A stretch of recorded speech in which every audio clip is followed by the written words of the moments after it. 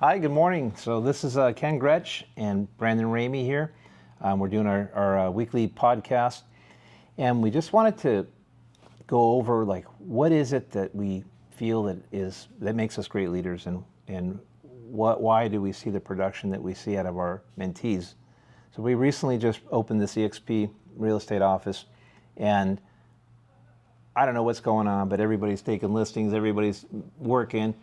A lot of it has to do with the environment, but a lot of it has to do with mindset. And that's what we want to talk to you about today is mindset, why we believe in it, why we teach it, and then where we came up with it and how it was taught to us. So Brandon, share with the public, like when you started, how your mindset shifted when I introduced you to the book Think and Grow Rich. Yeah, that's a great question. And, one of the things I actually just heard somebody speaking about it was Bob Proctor, who read Think and Grow Rich for every day for over 40 years. And what he talked about is everything in your life is based on consciousness, right? And so are you aware that what you think and what you believe is ultimately, and you have to take action, but ultimately what you're surrounding yourself with is what you're going to attain. Meaning, many people go through life and just kind of go through the motions, and they're not really aware of what their game plan is, what they're trying to accomplish, what they're trying to do. They're just going to show up and react, right? And they're going to take what they're given. But when you become success conscious, now you actually are purposefully, with intention, trying to create in your mind what it is that you want, and you surround yourself with the right people. You attract to yourself certain types of opportunities that you're ready for because you're focused on it, right? So it's focus, it's intent, it's your belief in yourself, it's your belief. For us, I know it's a higher being, a belief in God, that things happen for a reason, and that God has placed certain skills within us, but we have to bring it out. And that's what I feel we do a pretty good job of with other people, is believing in them, seeing things that sometimes they don't even see yet, and then helping bring the best out. So I believe that success consciousness is a big part of what we create in this environment and help other people see.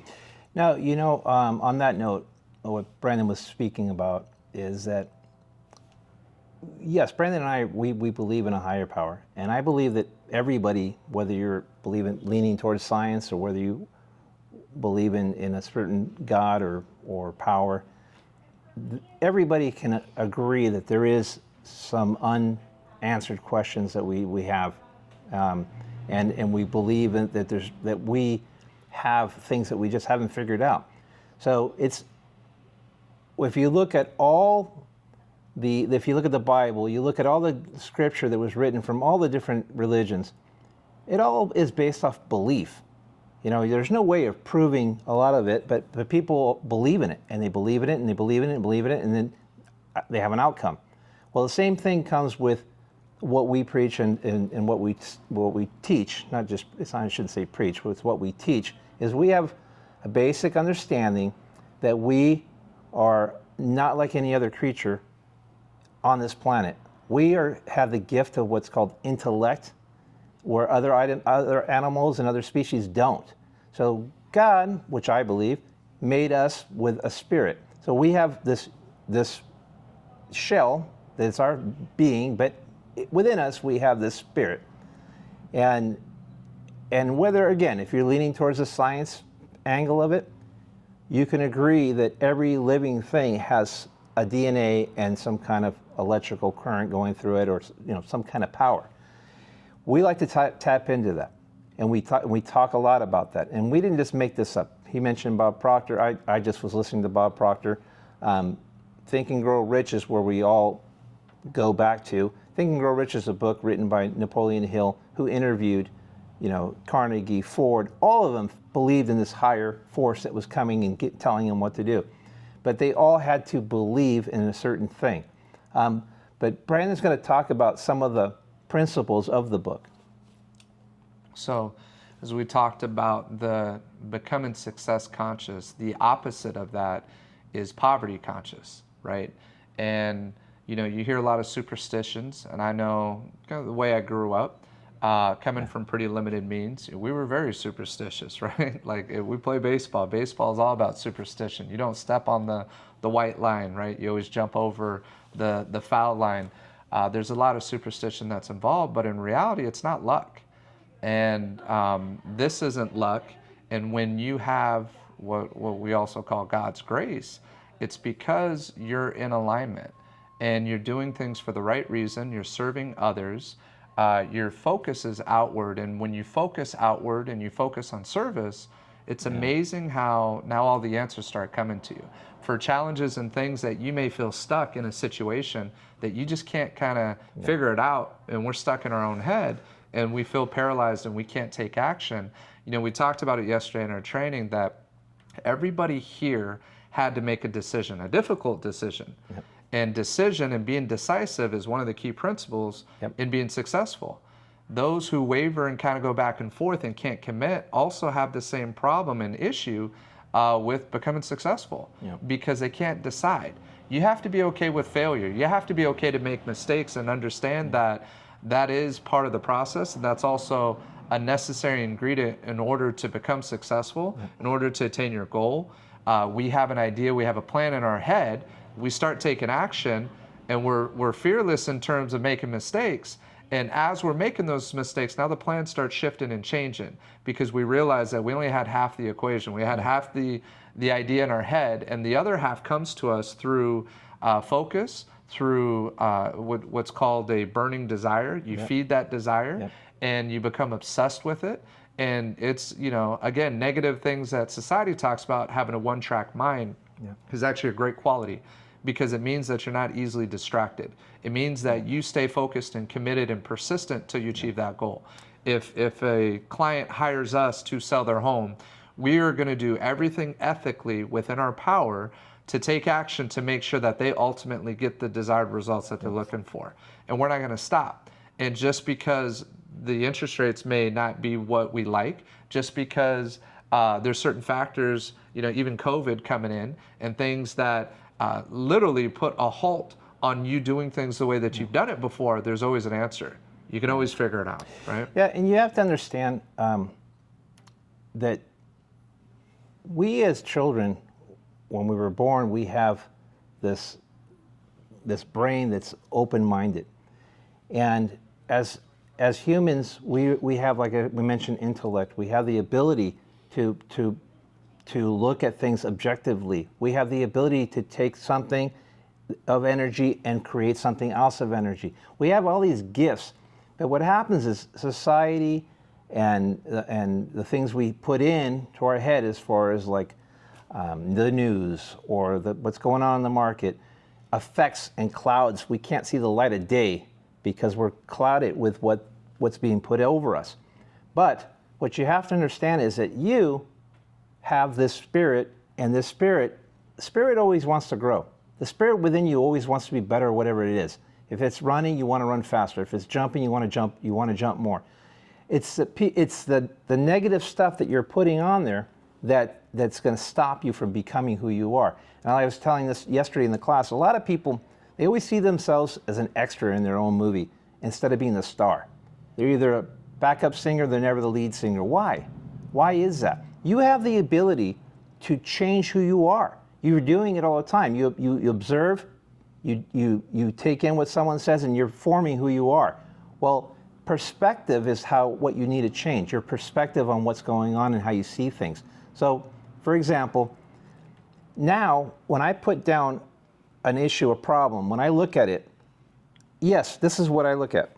This is what it's telling me. 2 + 2 is 4. Okay, I put it there. Now let's take that same problem, we put it on a table, and we surround it with 8 chairs. Now, I'm going to look at it this way. But now I'm starting to think, how would Henry Ford look at that? How would Edison look at that situation? How would Tesla look at that situation? How would Bezos look at that situation? And I'm talking about business. I'm not talking about 2 + 2, but I'm talking about general business decisions. So we have the ability as the greatest human, we're God's creation. We are the greatest creation according to the Bible. Again, not getting crazy on religion, but with that, it's easy to say that we have an ability that other people don't have. It's proven that most other creatures don't have these abilities. You have this ability. You have the ability to control your life and choose what you want to be as long as you believe. So one of our principles is writing down goals.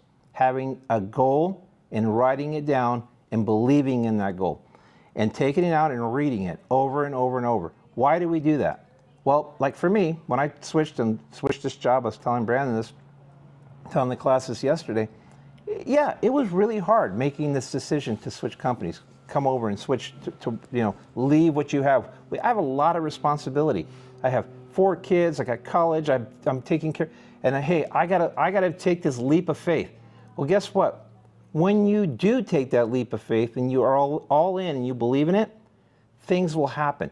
And the mistake people make, well, let me get back to the writing part, why we write the goals down. I wanted to create an income coming multiple times of the day because I can't keep up with the cost of living. So I needed to generate multiple sources of income to be working because I can't control time. Time is 24/7. That's it. 24 hours in a day. I can't change it. I can make choices, I can make decisions to be more productive within that time frame, but I can't change it. So I said to myself, how can I make money while I sleep? And that's how I'm going, taking this new approach by building this company, creating other investments. I'm making money now while I sleep. And I was able to do this by making this decision. Now, why I write it down and why I keep reading it, because when you're reading your goal and believing it, you don't have time to think of your debt. You don't have time to, that's the worst thing that this government made was welfare checks. When people are sitting on a couch, the human mind can just destroy you when you start thinking about, woe is me, life sucks. But if you're being active and productive, believe me, your outcome will change. You have to have a clear, make a passionate decision on what you want to do, clear, and be obsessed with that decision, and then do it day in and day out. The other thing is, people say, Ken, I want to make a lot of money. I want to make a lot of money. And it's like, well, people who make a lot of money, usually it's like gambling or they took it from someone. You're not going to make money without giving value. You have to first give to receive. That's a law of nature. It's a universal law. So once you start realizing if you come from a place of giving, plentiful things will come back to you. So we have to change our perception, change the way we think, believe in ourselves, and believe that we have this power that was given to us. Yeah, that's hard to follow, man, but it's good.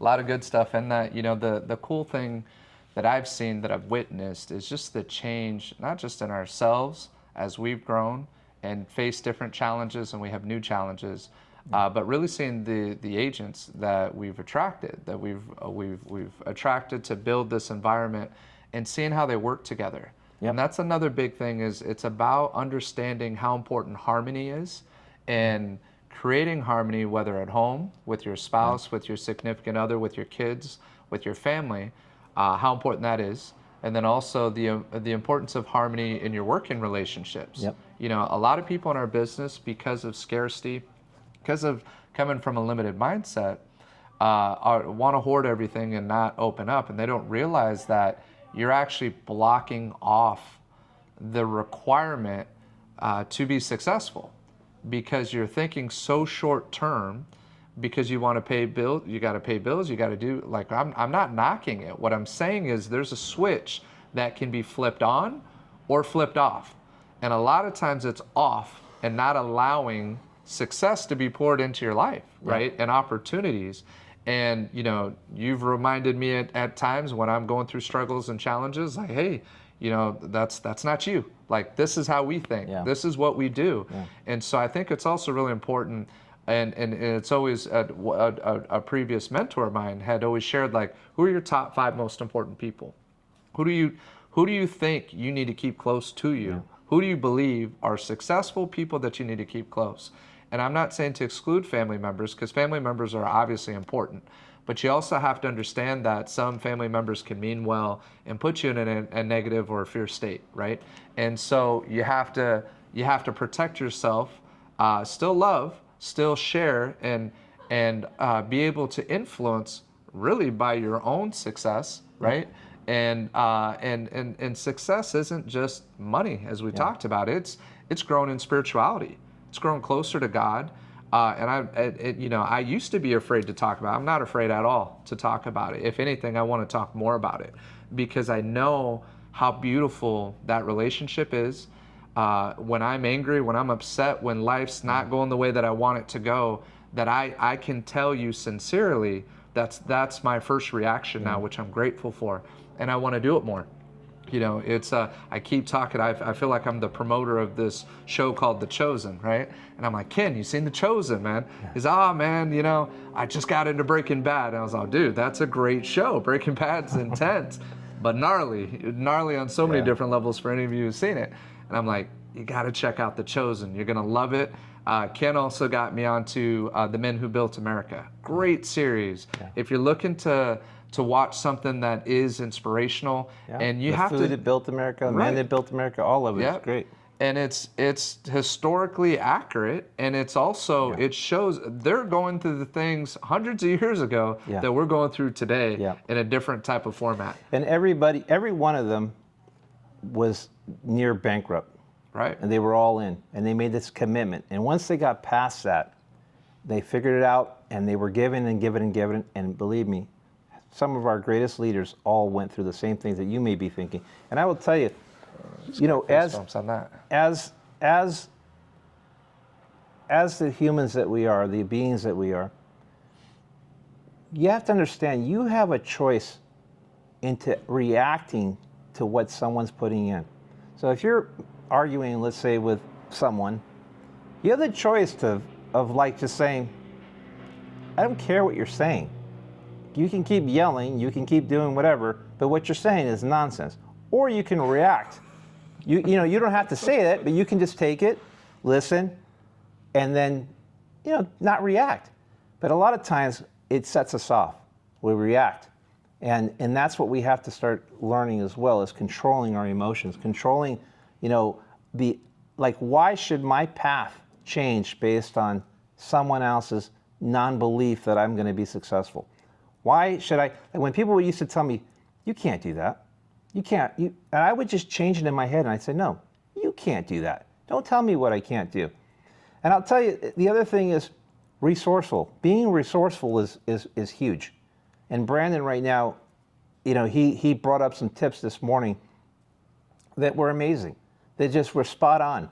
And his resourcefulness is going to change how we do business in the future. And he's spot on what he was saying, what he was doing.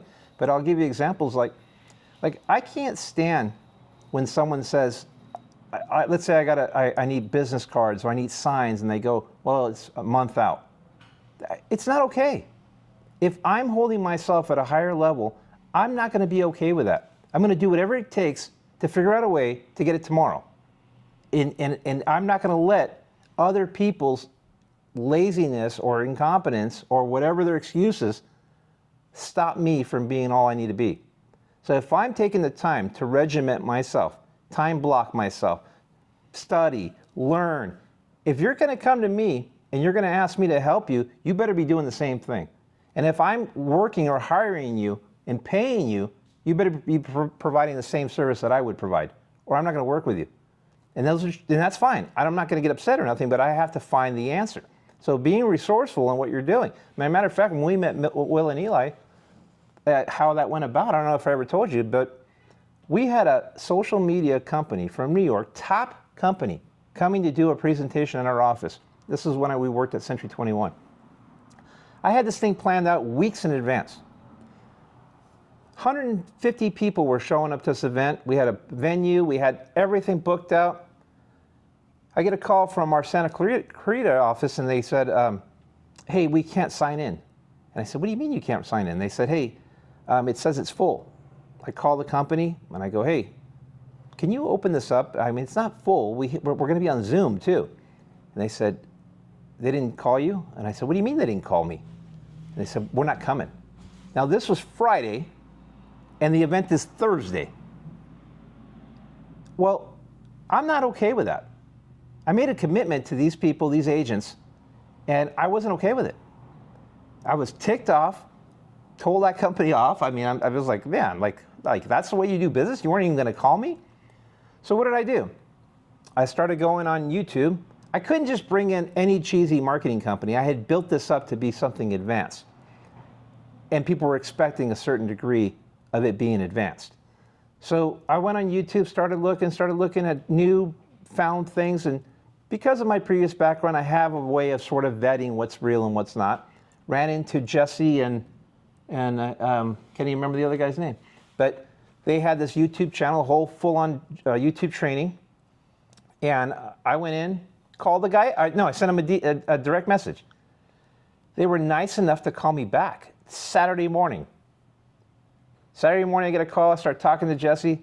Jesse says, hey, look, love to help you, but we're like in Arizona, and we can't make it. We'd help you out, but we just can't make it in time. And I said, no problem, man, I get it. Well, the very next morning, he calls me back. Now it's Sunday. And he says, hey, I have a guy that works with us that's amazing. I think he can help you out. I said, cool, great. Got on the phone, and it was Will. And Will says, hey, he was texting me, and Will says, before I commit to this, I need to ask you some questions in person or on the phone. Call him up. He says, why are you doing this? And I said, I made a commitment to these agents. I'm not going to let them down. And he said, buddy, I'm in. And I said, really? He goes, yeah, I'm in. He goes, look, I'm in Colorado, but I'm going to fly in. I'm going to help you out.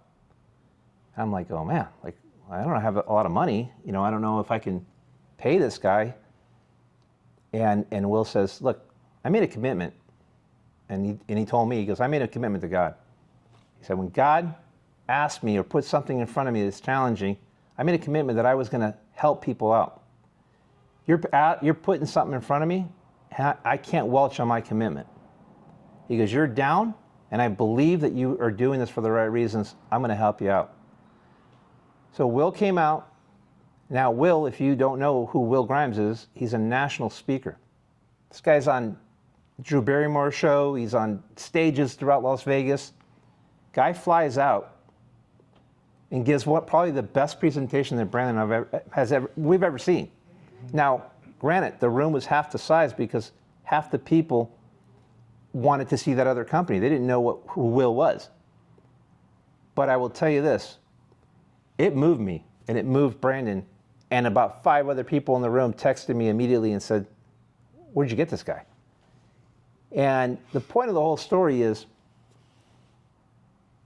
not only did I not give up on the people, because that's what I believe in, but Will did the same thing. He didn't give up on me. And that meant a lot to me.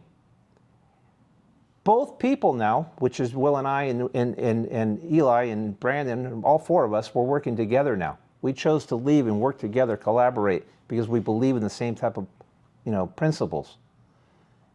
You know that Will didn't charge me a dime? Nothing. No airfare. Took away from his family. Not a car ride. Not a hotel. I think I bought him lunch. I took him out to lunch. We got to chat. But that says a lot of who he is, and it meant a lot to me. But that's the type of stuff you guys have to realize, that when you're trying to make changes in your life, you can't take. You have to at one point give. And that's the biggest lesson that we can teach you. I mean, but if you want to add to that, I mean, that's just It's hard to come after that, man. No, it's a great story, and it is great, and it's a perfect principle of when an opportunity presents itself and you know very clearly what your purpose is and what you're here to do, you take action. There was no hesitation on his part. You took action, and he had no idea how we were going to be, how we were going to receive it. He didn't have any idea in terms of, maybe he had the vision that we would one day be working together. I know I didn't when I first met him. I remember, he had joked about, or not joked, I think he sincerely thought I was trying to recruit him to our previous company. And, you know, being honest with myself, I probably was. You know, that's what my job was. That's what I did. But now putting it all just in perspective and looking back, I'm grateful he did what he did. I'm grateful that Ken reached out. It took a lot for him to do that, and we are not the type of people that don't appreciate when somebody goes out of their way and they invest in us and they see something in us, and you know, we are the type that will work 10 times harder than even what somebody will put into us, and they may feel and believe sincerely that they're going all in and putting everything in, and we see it. And I don't take it for granted or minimize it, but what I do know is when we're in that zone, that, you know, what we're capable of doing. And when you're in that zone and that close proximity with other people like Will and Eli, who have leadership, who have focus, who have experience, who have already proven results in a short period of time. And it all, even though their real estate career is 6-7 years, their life experience is so much greater than that, where you can have somebody who's been doing real estate for 20 years, but didn't serve the military, wasn't special ops, wasn't, you know, put in high stress situations, and had to mentally figure out how to overcome and be taught things from scratch, right? And become who he's become. So the things that he brings into our world, it's priceless, right? It's something that, again, we believe in a higher being, that none of this happened by accident. Yeah, well, let's take that scenario. And it's exactly what we're trying to teach you in this podcast.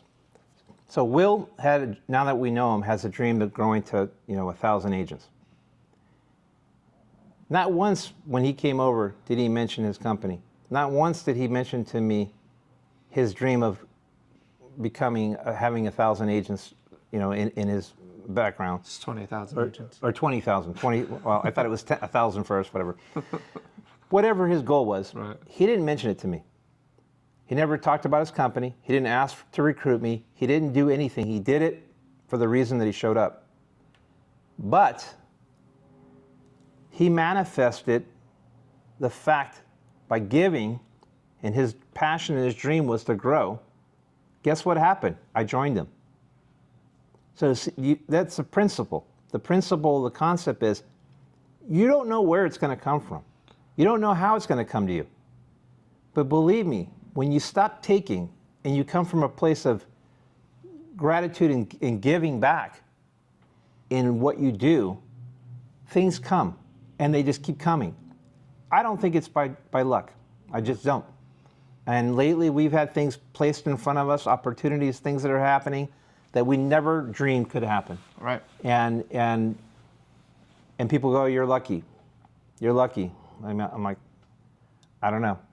I think, personally, I think that I'm a vessel of a higher power, and I'm doing his mission, and I think that the words and our integrity and who we are and what we believe in, people are coming to us for that reason. And I think they're seeking guidance. And again, we don't even talk about, we don't get into religion and all that often, only when someone asks us to. But we believe that's our foundation, and somehow when we put that out, I think people are gravitating towards that. We love our office. We love that it's more like a family. We love that people come here and feel at home. It's probably the biggest compliment I've received lately is people telling me I come here and I feel at home. And believe me, when you have an environment like that, even our newer agents are taking listings. Brand new on the job, they're going on listing appointments. We've seen, and Brandon and I experienced this before, that's why we made the decision to doing this, is we knew the group we worked with were always prospering and always growing. Mm-hmm. And why was that? We attributed that to, making a sound environment. It's watering plants. Yeah, watering the plants. We were feeding, and making people, respecting people. Mm-hmm. Respecting people to who they want. Not everybody wants to be a top agent. Not everybody wants to do, what we're doing. But everybody has their story, and they want to be heard. And I think you should take the time as a leader to listen to that person's story. And in our corporate world, that was being, if you weren't doing this, you were put on the side. And that wasn't okay with Brandon and I. You know, everybody we walked into, we ran into, we would say, good morning, how's your day going?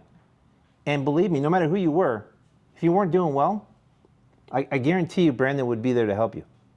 And he will take the shirt off his back if you need it. And that's why I teamed up with him, is I believe in him. I know what he's able to do. I know what he's done.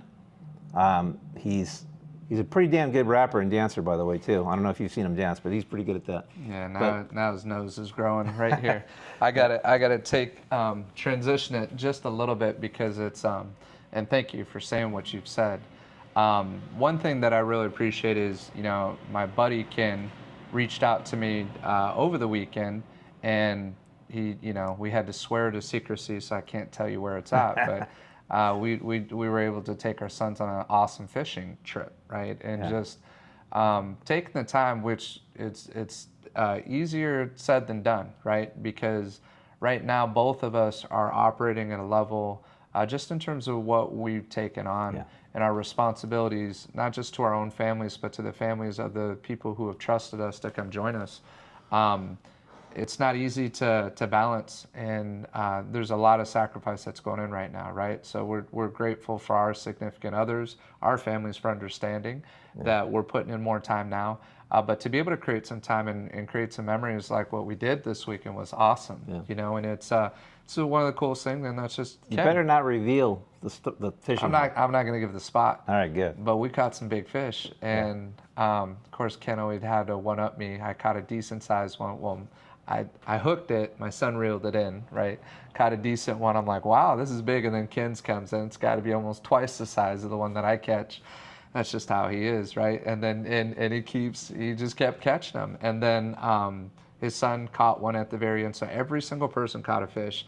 But just again, this is so much more than just being successful in real estate. It's about, you know, time's precious.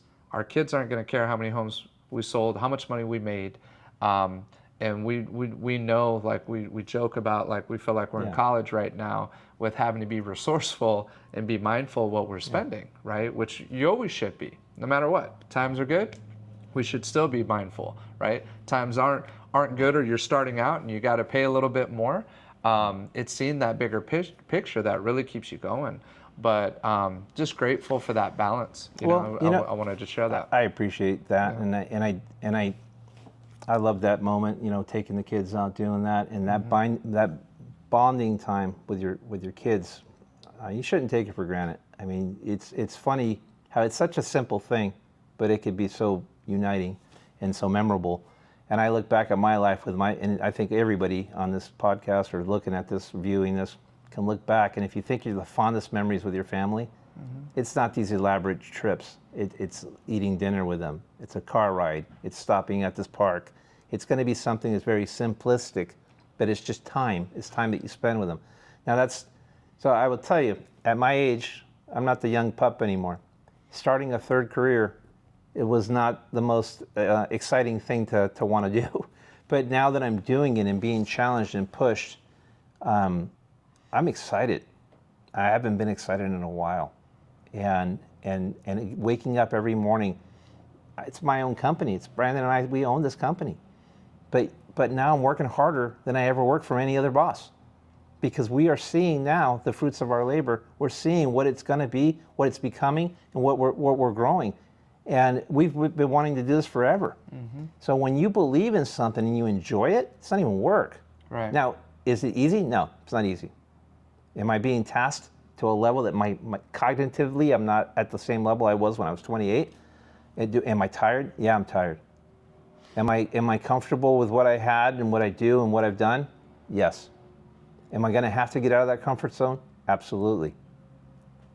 But if you want to survive in any economy throughout history, you had to adapt. And this is the time that we're being tasked to adapt to another level. The economy is not getting easier. Cost of living is at an all-time high. Believe me, you can only do so much. And you want to give and be able to provide to your family, right? You know, what the necessities are. And in order to do that, you have to be smarter. You have to be faster. You have to be sharper. You have to do more.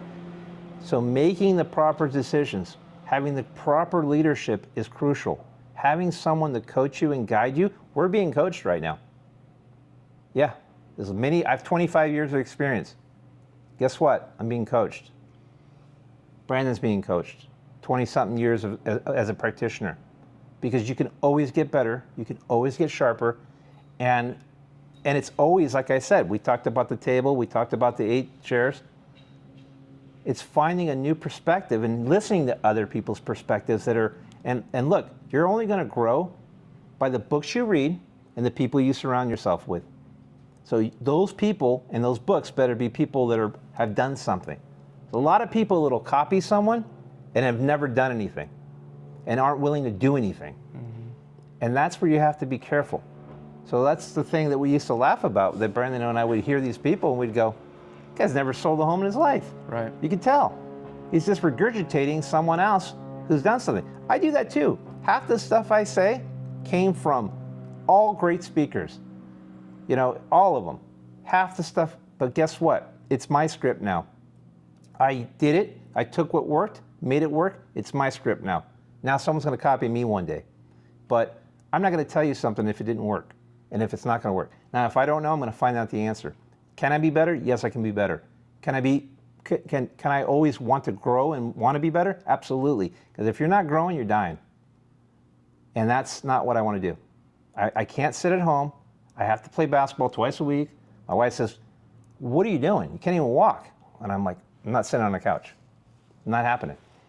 So you got to find that passion, that drive in whatever you do, and believe me, you can do it. It's good.